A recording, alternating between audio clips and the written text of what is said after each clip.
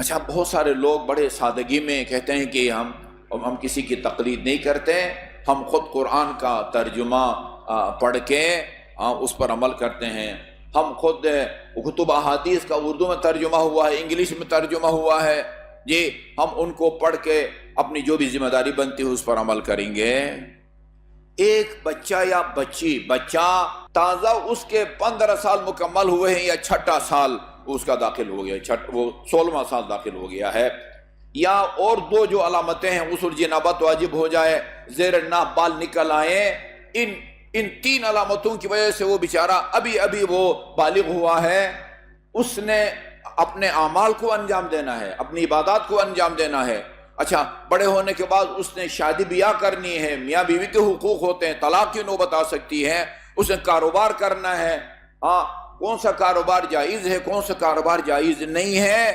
اب ایک 16 17 18 سال کا تازہ بالغ بچہ وہ اگر کسی کی تقلید نہیں کرتا، اس کا مطلب یہ ہے کہ اس کو ان 500 آیات کی تفسیر معلوم ہونی چاہیے۔ کہاں سے سمجھے گا وہ؟ رسول خدا نے فرمایا انی تارک فیکم الثقلین کتاب اللہ و عترتی، 2 گران قدر چیزیں تم میں چھوڑ کے جا رہا ہوں، ایک کتاب خدا اور دوسرے میری عترت اور اہل بیت۔ جو ان سے تمسک کرے گا، یعنی اپنا دین قرآن اور اہل بیت سے لے کر عمل کرے گا، وہ ہرگز گمراہ نہیں ہوگا۔ قرآن سے تمسک خصوصاً، اور بھی قرآن میں بہت ساری باتیں ہیں، انبیاء علیہ السلام کے قصے ہیں اور بہت سارے قیامت کی باتیں ہیں، ان کے علاوہ یہ آپ کی عملی زندگی سے متعلق آیات ہیں، اس طرح نماز پڑھو، اس طرح وضو کرو، بہت سارے ایسے مسائل جو پہلے نہیں تھے، نئے مسائل جنم لے رہے ہیں، اور ان قرآنی آیات ان کی طرف اشارہ موجود ہے۔ ان 500 آیات کی تفسیر کو سمجھنا ضروری ہے قرآن سے تمسک کے لیے، خصوصاً یہ فقہی احکام کو سمجھنے کے لیے۔ ثقلین اہل بیت اطہار علیہ السلام، ان کی روایات کی روشنی میں ہم نے اپنی شرعی ذمہ داریوں کو سمجھ کے اور اس پر عمل کرنا ہے۔ 60,000 سے زیادہ احادیث ہیں، ان احادیث میں چھانبین کی صلاحیت ہونی چاہیے تاکہ وہ خود قرآن اور سنت سے دین کو سمجھ پر اس پر عمل کرے۔ یہ تو کہہ دینا آسان ہے، ہم کسی کی تقلید نہیں کرتے، خود قرآن اور سنت سے استفادہ کر کے اپنی شرعی ذمہ داری کو سمجھ کر اور اس پر عمل کرتے ہیں۔ کتنے فیصد مومنین ہیں کہ جن کو یہ پتہ ہے، یہ فگر معلوم ہو کہ وہ جن آیات میں احکام کو بیان کیا گیا ہے ان کی تعداد جو ہے وہ 500 ہے۔ وہ اس کی تفسیر کو سمجھنا تو بہت بات کی بات ہے، لوگوں کو تو پتہ ہی نہیں ہے کہ کتنی آیات میں ان فقہی احکام کو بیان کیا گیا ہے۔ 60,000 کی وہ مطلب سمجھنا، ان میں چھانبین کی صلاحیت یہ بہت دور کی بات ہے، پتہ ہی نہیں ہے لوگوں کو کہ کتنی روایات ہیں جن میں رسول اور اہل بیت رسول علیہ السلام نے فقہی احکام کو جو ہے نا وہ بیان کیا ہے۔ لہذا علماء کرام نے جہاں پورے قرآن کی تفسیر لکھی ہے، وہاں آیات احکام ان 500 آیات کی الگ سے وہ تفسیریں لکھی ہیں۔ اہل سنت نے بھی الگ سے تفسیریں لکھی ہیں، اور وہ اہل تشیع و شیعہ مفسرین نے بھی الگ سے تفسیریں لکھی ہیں۔ من جملہ مقدس اردبیلی، ان کا نام آپ نے یقیناً سنا ہوا، احمد ان کا نام تھا، بڑا صاحب کرامت، اور امام زمان اجل اللہ تعالی فرجہ شریف کی زیارت سے مشرف ہونے والا بندہ، غیبت کبریٰ کے بعد مقدس اردبیلی، ان کی اسی نام سے کتاب ہے تفسیر آیات القرآن۔ ان 500 آیات کی انہوں نے تفسیر لکھی۔ ظاہر ہے ایک ہی سورہ میں یہ 500 نہیں ہے، کوئی آیت کسی سورہ میں ہے، کوئی آیت کسی سورہ میں ہے، ان کو چن کے یکجا کر کے پھر ائمہ معصومین علیہ السلام کی روایات کی روشنی میں ان آیات احکام کی انہوں نے تفسیر لکھی ہے۔ اسی طرح وہ جس سورہ کا تعلق میرے موضوع سے ہے، تمہید بہت لمبی ہو گئی، سورہ حجرات۔ سورہ حجرات کے اندر اخلاقیات کو بیان کیا گیا ہے، اخلاقیات کو، اخلاقی طور پر کون سا کام کرنا چاہیے، اخلاقی طور پر کون سا کام نہیں کرنا چاہیے۔ اس سورہ حجرات کی الگ علماء کرام نے تفسیر لکھی ہے۔ سورہ حجرات چونکہ اس کے اندر احکام کو بیان کیا گیا ہے۔ یہ آیت جو میں نے پہلے خطبے کے آخر میں پڑھی ہے، یہ سورہ حجرات کی آیت نمبر 12 ہے۔ آپ اپنے گھر میں بھی جو بھی آپ کے پاس تفسیر ہے، تفسیر نمونہ ہے، یا شیخ صاحب رحمۃ اللہ علیہ کی تفسیر الکوثر ہے، اس میں آپ دیکھیں سورہ حجرات کی آیت نمبر، سورہ نمبر مجھے یاد ہوتا تو وہ میں آپ کو بتا دیتا، چونکہ سورہ نمبر کی روشنی میں سورہ کو تلاش کرنا آسان ہوتا ہے، لیکن سورہ حجرات کی آیت نمبر 12، یا ایھا الذین آمنو، بہت دلچسپ اور سبق آموز۔ اس میں 3 گناہوں سے بچنے کا حکم دیا ہے جو، توجہ سے سنیے، ایک دوسرے کے اوپر مترتب ہوتے ہیں، یعنی پہلے گناہ جو ہے وہ دوسرے گناہ کو جنم لیتا ہے، دوسرا گناہ تیسرے گناہ کو جنم لیتا ہے، یعنی بیک وقت ایک آیت میں 3 گناہوں سے بچنے کا اللہ تعالیٰ نے حکم دیا ہے۔ یا ایھا الذین آمنوا، اے صاحبان ایمان، اجتنبوا کثیرا من الظن، بہت سارے بدگمانیوں سے پرہیز کرو، بدگمانیوں سے پرہیز کرو۔ ان بعض الظن اثم، کیونکہ بعض گمان وہ حقیقت کے مطابق نہیں ہوتے، وہ گناہ کے زمرے میں آتے ہیں۔ ان بعض الظن اثم، یہ ایک۔ ولا تجسسوا، تجسس بھی نہ کرو، کسی کے ذاتی معاملات میں جو ہے نا وہ نہ پڑو۔ تجسس کہتے کھوج لگانے کو نا، کھوج لگانا، کسی کے ذاتی معاملات میں تجسس نہ کرو کہ بھئی یہ کیا کر رہا ہے، شیشے سے جھانک کے دیکھا، اس کے موبائل کو چیک کرنا، یہ تجسس کسی کے قول و فعل کے بارے میں وہ تجسس مت کرو، تجسس مت کرو، کھوج لگانے کی کوشش نہ کرو۔ ولا تجسسوا، ایک، ولا یغتب بعضکم بعضا، اور ایک دوسرے کی غیبت بھی مت کرو۔ اس کے بارے میں بہت عرض کر چکا ہوں میں، ایک دوسرے کی غیبت مت کرو۔ غیبت کسے کہتے ہیں سب کو اس کا پتہ ہونا چاہیے کہ غیبت کسے کہتے ہیں، تاکہ بچنا آسان ہو جائے۔ بعض اوقات آدمی غیبت کر رہا ہوتا ہے اور غیبت کر کے اپنی نیکیوں کو اس بندے کے نامہ اعمال میں منتقل کر رہا ہوتا ہے جس کی غیبت کی ہو، اور اس کی برائیوں کو اپنے نامہ اعمال میں منتقل کر رہا ہوتا ہے جس کی غیبت کی گئی ہو، لیکن متوجہ نہیں ہوتا۔ وہ اس خیال سے کر رہا ہے کہ یہ شاید یہ غیبت نہ ہو، پتہ چلے غیبت کیا ہے، پھر بندہ متوجہ ہوتا ہے یہ غیبت ہے، لہذا وہ گناہ کبیرہ ہے، اسے مجھے بچنا چاہیے، چونکہ اس میں اعمال کا تبادلہ ہوتا ہے، میری نیکیاں اس کو پاس جاتی ہیں جس کی غیبت کی گئی ہو، اور جس کی غیبت کی گئی ہو اس کی برائیاں میرے نامہ اعمال منتقل ہوتی ہیں۔ اس لیے رسول خدا صلی اللہ علیہ وآلہ وسلم نے غیبت کی تعریف ڈیفینیشن کی ہے۔ یاد رکھو غیبت کسے کہتے ہیں؟ ذکرک اخاک بما اذا سمعہ استکرہہ، تم اپنے کسی برادر کے دینی برادر کے میں موجود یعنی کہ تم نے غلط بیانی کی ہو، نہیں، موجود کسی عیب کو بیان کرو، کمزوری کو، خامی کو بیان کرو، موجود، اس کے جسمانی عیب ہو، ذہنی عیب ہو، روحانی عیب ہو، یا اس کے کردار کے بارے میں کوئی منفی تبصرہ کرو، حتیٰ اس کے لباس کے بارے میں، اس کے قد و قامت، اس کا رنگ۔ فارمولہ یہ ہے، ہر وہ بات کہ جس کو سن کے وہ آپ کا برادر مومن وہ ناراض ہو جائے، اس کو ناگوار گزرے، وہ چاہے اس کی شکل و صورت پر آپ تنقید کرتے ہیں یا اس کے کردار اور چال چلن پر تنقید کرتے ہیں، حتیٰ اس کے خاندان کے بارے میں اگر آپ کچھ بات کرتے ہیں تو آپ پورے اس خاندان کے ایک ایک فرد کا ہاتھ انسان کے گریبان میں ہوگا روز قیامت، جن کی قوم کی ہے یہ یعنی ایک فرد کی غیبت کرنے سے زیادہ سنگین ایک پوری قوم کی غیبت کرنا ہے۔ فلان قوم جو ہے نا وہ بری ہے، مثلا وہ پوری قوم کی غیبت کی ہے۔ فرد واحد کی غیبت کرنا اتنا خطرناک نہیں ہے جتنا پوری قوم کی غیبت کرنا جو ہے نا وہ حرام ہے۔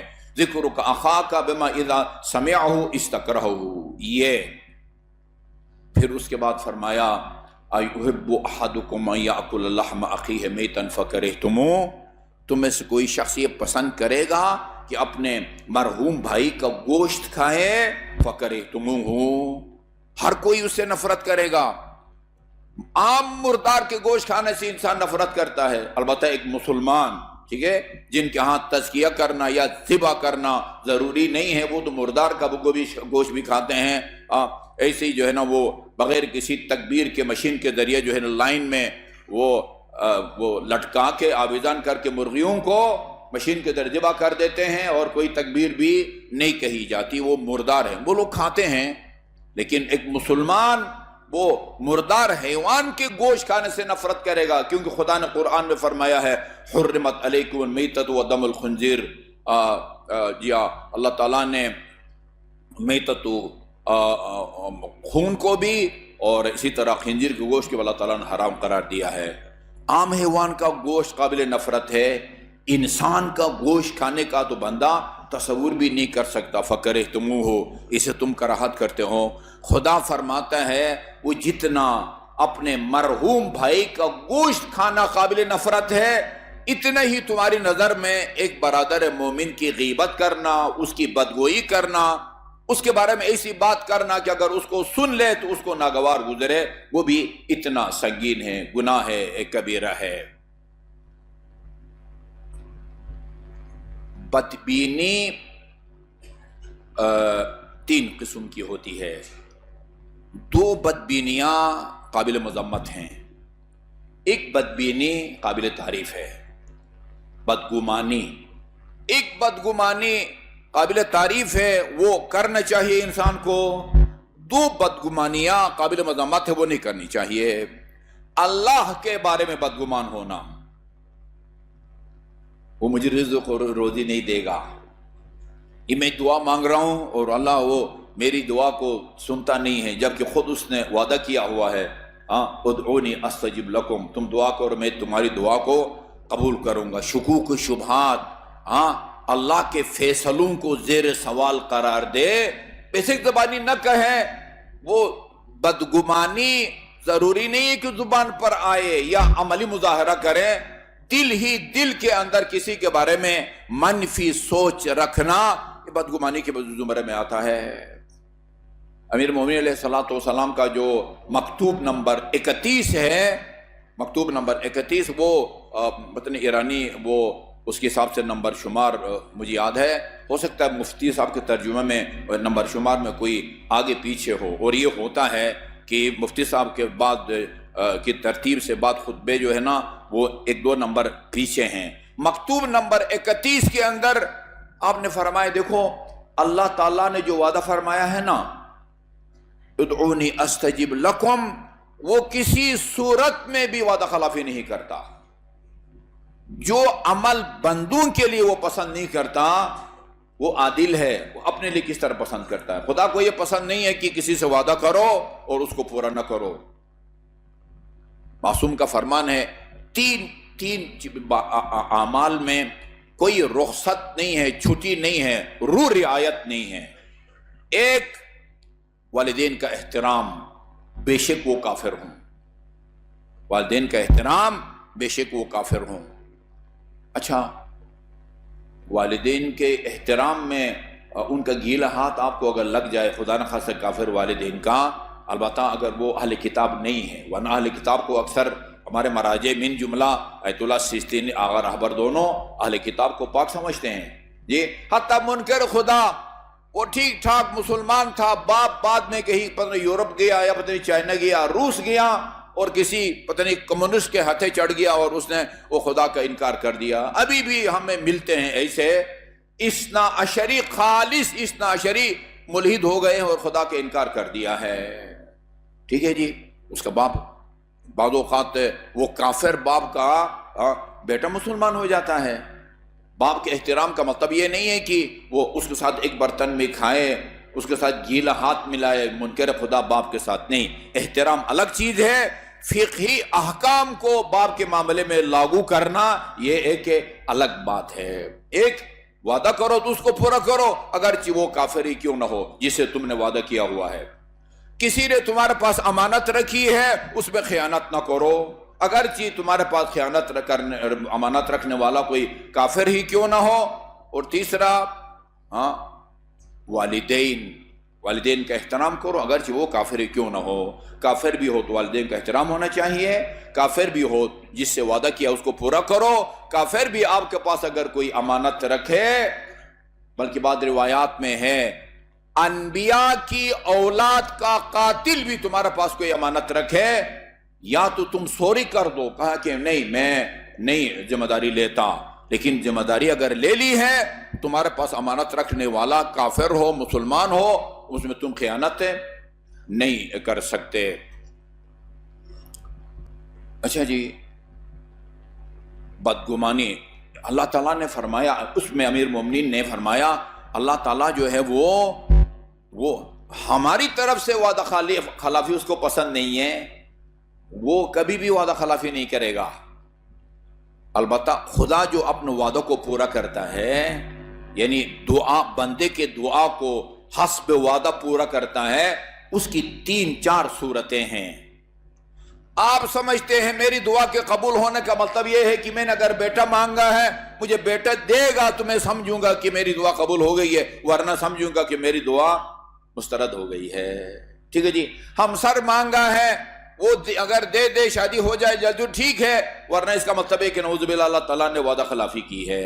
مکان مانگا تھا، نوکری مانگی تھی، یہ چیزیں جو میں نے مانگی ہیں وہ اگر مجھے دے دے تب تو سمجھوں گا کہ خدا نے میری دعا قبول کر لی ہے، وعدہ نعوذ باللہ وعدہ خلافی ہوئی ہے. امیر المومنین فرماتے ہیں نہیں، اللہ جو دعا کو قبول فرماتا ہے یہ مختلف انداز میں اس کی تمہاری دعا کو قبول فرماتا ہے. کبھی وہی چیز دے دیتا ہے جو تم نے مانگی ہے. یہ اولاد مانگی ہے، اولاد دے دیتا ہے.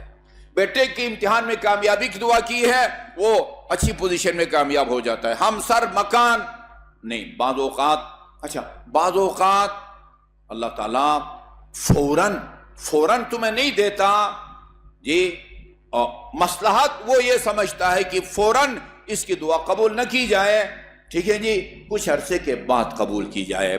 بندہ بھول چکا ہوتا ہے کہ میں نے دعا مانگی تھی، اور اتنی تاخیر سے اللہ تعالیٰ اس کو قبول فرماتا ہے. استجابت دعا، مصلحت اسی میں دیکھتا ہے خدا کہ فوراً اس کی دعا کو قبول نہ کی جائے. وہ حضرت موسیٰ نے فرعون کے بارے میں بد دعا کی، وہ موسیٰ اور ہارون نے، اور اعلان کیا قد اجیبت دعوتکما، میں نے تمہاری موسیٰ ہماری کیا حیثیت ہے بھائی؟ موسیٰ نے دعا مانگی فرعون کے غرق ہونے کی، اللہ نے اعلان کیا کہ میں نے تمہاری دعا کو قبول کر لیا ہے. 40 سال کے بعد جو ہے نا یہ عمل درآمد ہوتا ہے. 40 سال کے بعد. ہمارے ساتھ تو اتنی تاخیر نہیں ہوتی. یہ تیسری صورت یہ ہوتی ہے کہ تم سمجھتے ہو میری دعا قبول نہیں ہوئی اس لیے کہ بیٹا مانگا تھا، بیٹا نہیں ہوا. 7-8 بیٹیاں جو ہے نا وہ اللہ نے مجھے دے دی ہیں. ایسی بلا جو بالکل تمہارے سر پر ہو اور تم سوچ بھی نہیں سکتے کہ تمہاری اس دعا کے نتیجے میں جو تم نے خدا سے مانگا تھا وہ نہیں دیا ہے، ایک آنے والے بلا کو اللہ تعالیٰ ٹال دیتا ہے، یہ جو اس سے زیادہ اہمیت رکھتا ہے جو تو نے خدا سے مانگا تھا. 3. چوتھی صورت یہ ہے کہ تمہاری دعا کو خدا نہ فوراً قبول فرماتا ہے، وہ چیز نہیں دیتا جو تم نے مانگی ہو جی، دیر سے بھی دعا کا اثر دنیا میں ظاہر نہیں ہوتا جی، بلا بھی نہیں ٹلتی.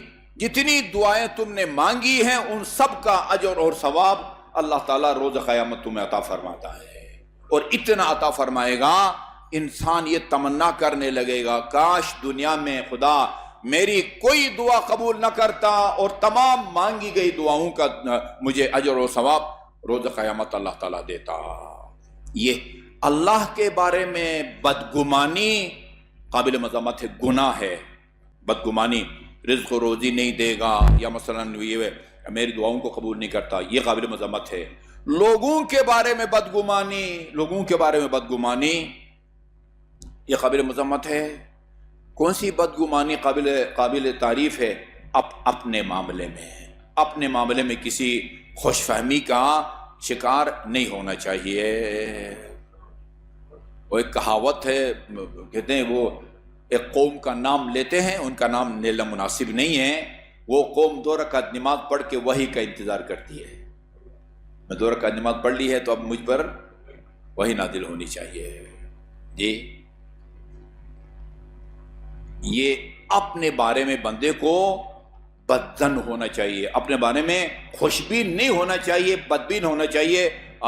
یعنی روایات میں یہاں تک ہے کہ بھائی اس وقت تک تم مومن نہیں کہلا سکتے جب تک اپنے کثیر اعمال کو قلیل نہ سمجھو اور دوسروں کے قلیل اعمال کو کثیر نہ سمجھو۔ یہ روایت میں کئی دفعہ میرے خیال میں نماز ظہرین کے بعد جو مختصر درس ہوتا ہے اس میں بیان کر چکا ہوں۔ اپنے معاملے میں بدبین رہو، دوسرے کے معنی میں وہ رہو۔ لہذا بڑی حیرت انگیز قسم کی ہیں، یعنی اگر آپ کے سامنے کام بڑا مشکل ہے، آپ کے سامنے بظاہر ایک آدمی نے غلط کام کیا ہے یا بات کی ہے، اس کے لیے کوئی جائز اس کو صورت جواز تلاش کرنے کی کوشش کرو، 70 محامل تلاش کرو، محمل یعنی جس کی تم توجیہ پیش کرو، اس کے عمل کے لیے 70 جواز تلاش کرو تاکہ تم اس نتیجے تک پہنچو کہ یہ بظاہر اس نے جو گناہ کیا ہے جی یہ اس کی یہ وجہ ہو سکتی ہے، یہ وجہ ہو سکتی ہے، یہ وجہ ہو سکتی ہے۔ ابھی میں ایک کتاب ہے احادیث کی ینابیع الحکمہ، اس کے اندر یہ بدگمانی کے ذیل میں دیکھ رہا تھا کہ اگر آپ کی کسی سے ملاقات ہوتی ہے نا اور اس کے منہ سے شراب کی بدبو آئے، شراب کی، یہ یقین نہ کرو کہ اس نے شراب پی ہے۔ لکھا ہوا ہے دو صورتیں بیان کی ہے، اس کو جائز بنانے کی 2 صورتیں بیان کی ہے۔ ہو سکتا ہے منہ میں جو ہے نا اس نے وہ ڈالا ہو پھر تھوک دیا ہو سکتا ہے زبردستی جو ہے نا اس کو وہ پلائی گئی ہو۔ اس سے بھی آسان وہ جواز کی صورتیں تلاش کرنے کی گنجائش ہوتی ہے، لیکن آدم فوراً وہ اعتبار کر لیتا ہے۔ دیکھیں 2 مرحلے ہیں، بدگمانی کے 2 مرحلے ہیں۔ ایک مرتبہ ایسے ہی بندہ کے دل میں بے اختیار خیال سا آتا ہے، اس نے یہ کام کیا ہوگا، یہ غلط کام کیا ہوگا، اس کا یہ مقصد ہوگا۔ یہ جو ہے نا یہ ایک منفی سوچ کا دل دماغ میں آنا ایک شیطانی عمل ہے، وہ آپ کے اختیار میں نہیں ہے۔ اس مرحلے کے بعد پھر اس کی اطاعت کر کے مزید وہ تحقیق کرو اور پھر یقین پیدا کرو کسی شرعی سند اور گواہی اور دلیل کے بغیر، پھر اس پر جو ہے نا وہ عملی طور پر جو ہے نا زبان سے کوئی بات کرو گویا اس کو ایک یقینی سمجھ لیا تو نے، یا کوئی عملی مظاہرہ کرو کہ جس سے یہ ظاہر ہو کہ تم نے اس گناہ کا مرتکب جو ہے نا وہ ڈکلیئر کر دیا ہے۔ یہ پہلا مرحلہ ہے، یہ بدگوئی، کسی کے بارے میں بدگمانی کے نتیجے میں پھر تجسس کا جو ہے نا مرحلہ آتا ہے۔ بندہ تجسس کرتا ہے، بھئی تجسس مت کرو کسی کے ذاتی معاملات میں، ٹائم نہیں بچا۔ یہ بعض صورتوں میں تجسس جائز ہے، یعنی جہاں کسی ملک کے نظام کو بچانے کے لیے، ملک کے سیکورٹی کی خاطر، یا ملک دشمن عناصر تک رسائی حاصل کرنے کے لیے، دہشت گرد اور قاتلوں اور سفاکوں کو پکڑنے کے لیے یہ خفیہ ادارے کام کرتے ہیں نا، یہ تجسس کرتے ہیں۔ یہ نہیں کریں گے تو کیسا پکڑا جائے گا؟ وہ کسی کے ذاتی معاملات کہ اس کے ایک گناہ سے نہ ہمسائے کو نقصان پہنچتا ہے، نہ نظام کو نقصان پہنچتا ہے، نہ عوام الناس کو نقصان پہنچتا ہے، جی آپ کو کیا حق پہنچتا ہے کہ وہ کسی کی کھڑکی سے یا دیوار سے وہ جھانک کے جو ہے نا اس کے وہ حالات کو معلوم کرو؟ یہ جائز نہیں ہے۔ تو یہ بعض صورتوں میں جائز ہے تجسس اور بعض صورتوں میں جائز نہیں ہے۔ تجسس کے بعد بندہ جو ہے پھر اس کے اوپر آثار مترتب کرے، اس کو گناہگار ثابت کر کے پھر بندہ اس کی وہ غیبت کرتا ہے۔ اس لیے میں نے کہا کہ 3 گناہ ایسے ہیں کہ پہلے گناہ کے نتیجے میں جو شیطان انسان کے دل میں ڈال دیتا ہے وہ دوسرے گناہ کی نوبت آتی ہے، دوسرے گناہ کے نتیجے میں تیسرے گناہ کی نوبت آتی ہے۔ اللہ تعالی ہمیں ان تینوں گناہوں سے بچنے کی توفیق عطا فرمائے۔